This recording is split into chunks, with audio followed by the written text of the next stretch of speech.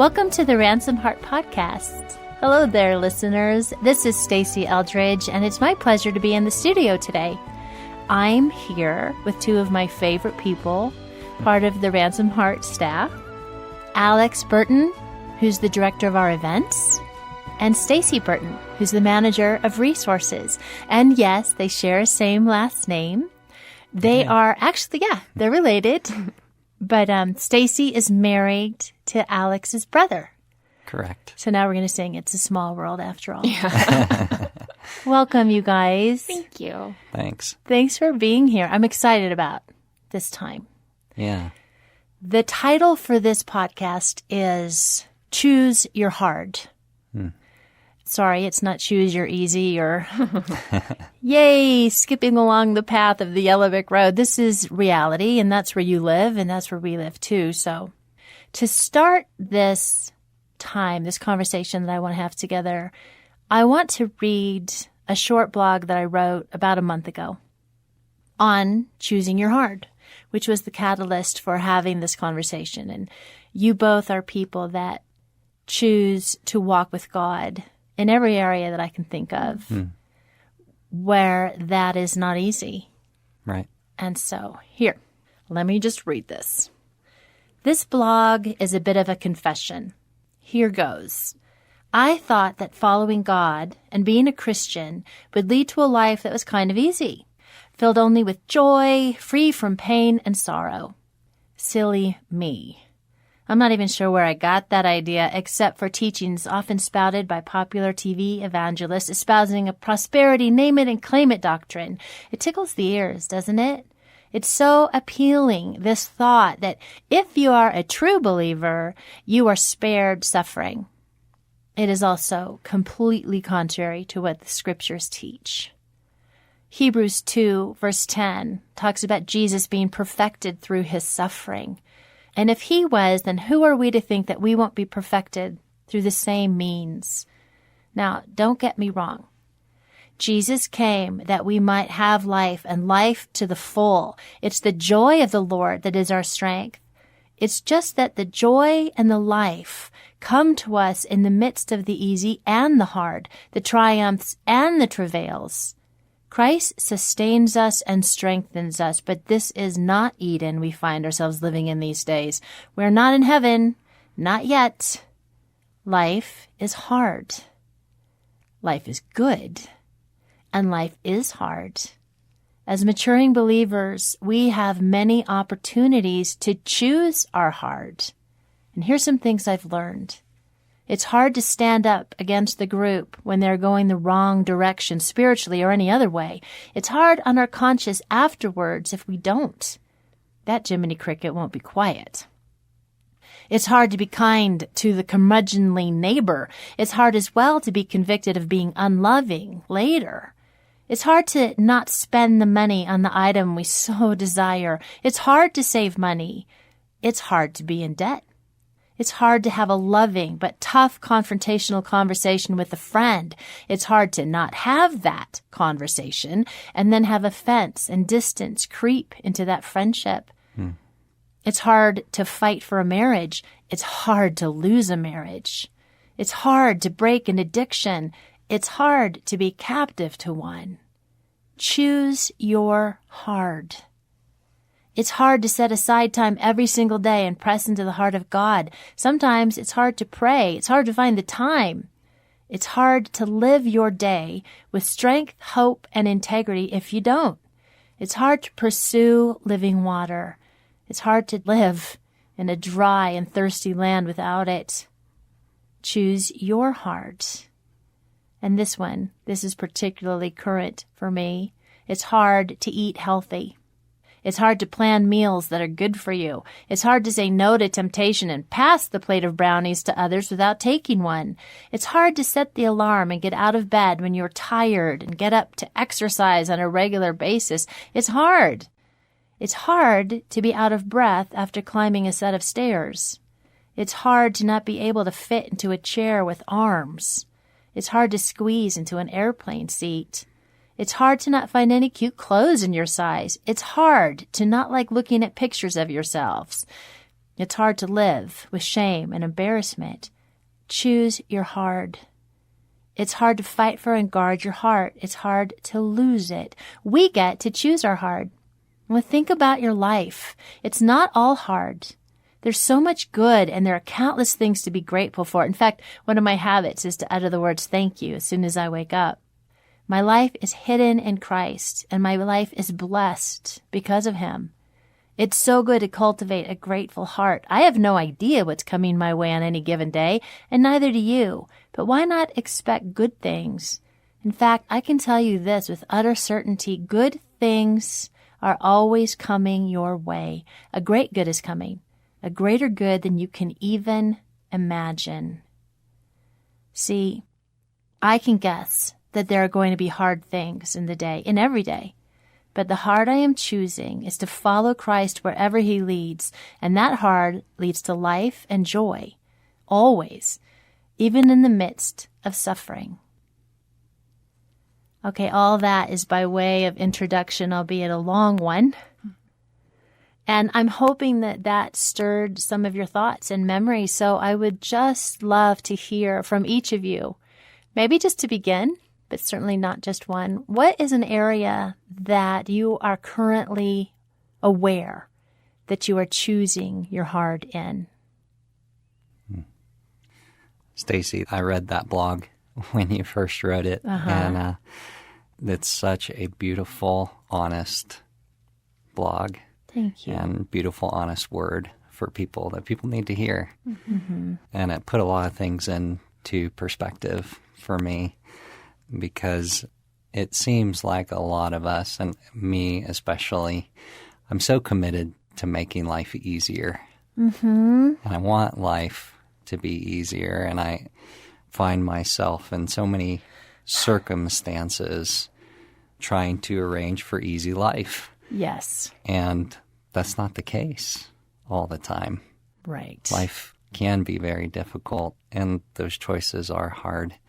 And so it was actually really helpful to me. And one just really current area for me has been in my marriage lately. And, you know, my personality and the way I interact in my marriage is to be a pretty quiet person and to seek after harmony in almost all things. Right. And so I do that in my work, I do that in my friendships, but I especially do that in my marriage. And things can't always be harmonious the way that I would like them to be. And they can't. And there are times where you do need to confront difficult things. And so the latest example, Mel and I actually just this last week, we had a big summer, and there was lots of great things that happened this summer. I did a phenomenal bike ride that I've always wanted to do, but we had a lot going on. We moved, and so we're in a new house, and our son is just starting junior high for the first time, and so there's a lot of family stressors, and in the midst of those things, and in the midst of a lot of busyness, Mel and I were just kind of disconnected. And so there's some tension in our relationship, and I was withdrawn, and I wasn't offering her very much lately, nor the kids. And I could feel the tension in our relationship, and not even really aware what it was before this happened, but we were at the pool, and she brought it up. She was the courageous one, and she said, you know, you've really been the last couple of weeks, and what's going on. And there was actually some things in our relationship that were driving a little bit of that, some things in her life, the way she was interacting with me, that was driving me to withdraw some. And it was one of those moments where the idea of choose your hard came up, because in that moment I could choose to play it off and not go into the real issue and play it safe and not get into an argument, open the possibility for an argument. Right. And I was really tempted to do that. But I chose my hard in that moment. And the hard was to go, well, honestly, there are some things you've been doing lately that have been causing me to withdraw. And so I offered that to her, and it didn't go well at first. Mm-hmm. And we kind of ended up in an argument, to be honest. But we ended up talking it through, and it was a difficult deal because there were a lot of things I needed to hear from her that were painful for me to hear about my style of relating and my effect on her. But, you know, our marriage moved forward out of that. And, you know, the rest of this week, we've been doing so much better because we chose to enter into some difficult conversations. Wow. So, that is the perfect example and vulnerable. Thank you for that. yeah. So, Alex, in that moment, Yeah. when you're at the pool Yeah. and she just turns to you, like, did you feel it in your body? Like, did you feel, or did you just... Oh, yeah, absolutely. For me in particular, like, anxiety's been one of the things I've struggled with in my life. And so any kind of conflict, just it not only emotionally impacts me, it physically impacts me to the point of, you know, having trouble breathing. And so I'll feel things very deeply Right. in my body. And yeah, I'm tensed up, you know, and that's the moment. You got to choose which direction are you going to head. Head for comfort in the moment, which would have been lay it aside or say something and dive in and see where it goes. So. And are you glad that you did? So glad. So glad. Yeah. I mean, what we were experiencing before we had that conversation was way harder Right. than a momentary argument and difficulty of owning your stuff. You know, it was not a fun couple weeks leading up to that. Right. Because our hearts weren't connected. Oh, I mean, I just understand. Yes. And then the fruit of it. Right. Fruit of it. Right. Changes everything. It does.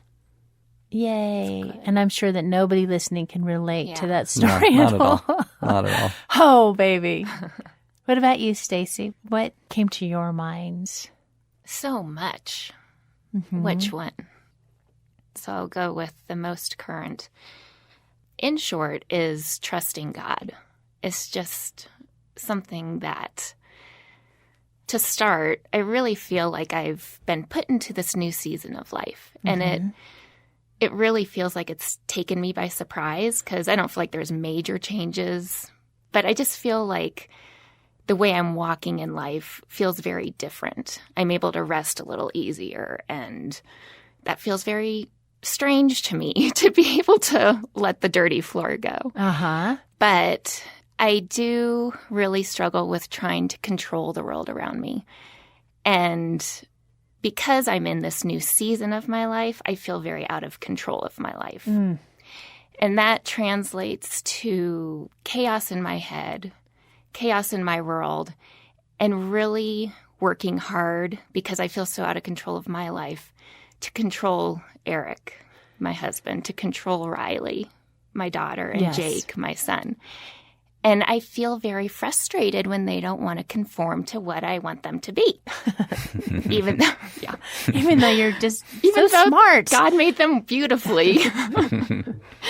You know better. Yeah. Well, yeah, we joke at home, like, if everyone could just be like me, that would not be good. The kids are aware. So anyway, kind of the opposite of choosing hard, it was Saturday night, and I've been so frustrated with Eric and the kids. And it's sad because they're so, I think they're good. God has blessed me with them. But I find myself so mad internally often that I don't know what to do, and I get so mad at them, and I can be so unkind to them. And Saturday night, I was just really unkind to Eric. And it's hard because he's so patient with me. So, yeah, the next day, I just went for a hike into the hills with God and determined to have the question, the control of, okay, God, why do I keep being so mean? Why am I always so frustrated for them just being themselves? And really, in the control, I was trying to look for the checklist of, God, what can I do to be better? And I wasn't hearing anything. And it's where I go to be with God. I often hear from him clearly, but I think just trying to seek the answer, not really trusting him to follow through. I'm looking for that checklist. So a few miles into the hike, I breathe. I praise him for the beauty around me. And then I hear it. Stasi, love yourself. And it's just kind of like, what? That's not a checklist to help my relating to them. So I sat with it and love yourself. See what happens then in your relationship with them. And it started becoming more clear of, by loving myself, I trust God to be bigger. By loving myself, I don't need to carry the weight of my life, let alone Eric's or Jake's or Riley's. By loving myself, I will find an internal kindness as I allow him to enter in and trust him with what he has laid before me. So it all comes down to trusting him. That seems to be the consistent pattern. And that is choosing the hard of turning to him and releasing and trusting who he created me to be and allowing myself to love my flabby arms and jiggly stomach and loving Eric for who he is, even when I don't like his choices, and loving my kids for who they are and trusting God for their lives. Like, he is so in their lives, and I want to trust God and release that. Trusting him is what came up. That is so perfect. That is beautiful. Stasi, thank you for that. Mm-hmm. We have said before that the way you treat your heart is the way you will treat other people's. I always try to fake that. It always backfires. It does backfire. It totally does. And what God said to you, sometimes we just want a checklist, right? Just tell me what to do and I'll do it. And he's just quiet because that's the wrong question. He's waiting. Love yourself. I know. That's a wee bit harder. Yeah. Choosing that hard. But trusting God, that's faith. That's a good one. That's a good one. Okay, you know what? I think that's enough for today.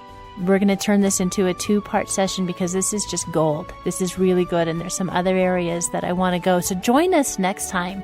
This is Stasi Eldredge with Stacey Burton and Alex Burton. So thanks for joining us in the Ransomed Heart podcast. See you next time.